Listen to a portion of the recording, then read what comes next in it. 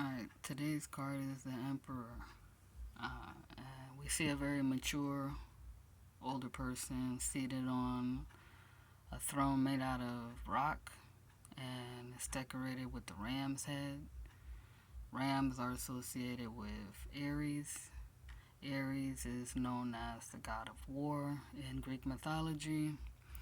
And he is also associated with the planet Mars, which is known as the red planet. And that's what color our emperor here is wearing. So that's the color of action, color of lifeblood, color of the root chakra, the material plane. This is the energy of masculinity. It's the number 4 in the major arcana, which is all about foundations, right? 4 corners of the square, or the 4 corners of the earth. So that could be like this emperor is the ruler of the 4 corners of the earth.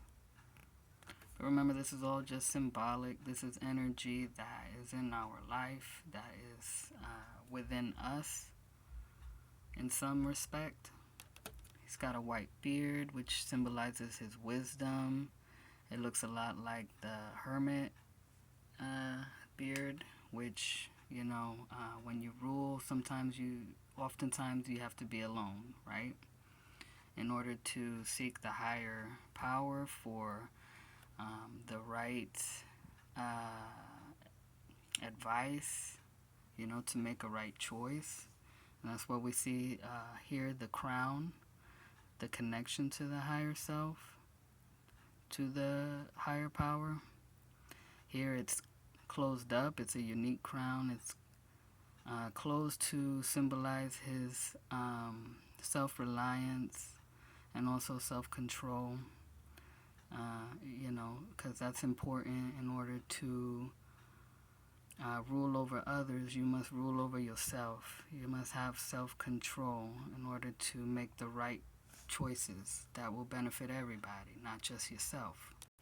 Because, authority is often given by the divine, and the emperor knows it also can be taken by the divine, whether that's through, through some kind of death or being overthrown, right? Because here we have the bighorn sheep.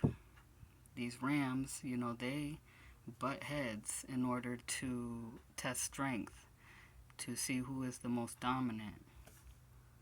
Horns are also symbolized of connection to the higher realms, being able to hear the spirit. Armor is also a symbol of war, battle,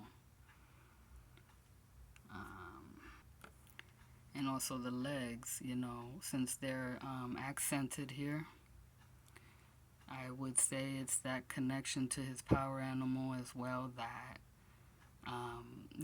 strong legs, sure-footed on rocky terrain, right? These animals, they live in high places with very narrow ledges, so they have special feet that help them to grip onto those narrow ledges, and the powerful legs and balance and grace to jump, really steep canyons. He's also balanced and graceful because it's not just pure masculinity. He has a little bit of the feminine in him too, right? Because in his right hand we have the sexual energy of the male, and in his left hand have the sexual energy of the female. The Ankh, the key of life in the Egyptian culture, the golden apple for the goddess of love, Aphrodite. That's his counterpart, and his soulmate, the Empress, right, who balances him out. This is an energy that exists within his heart as well.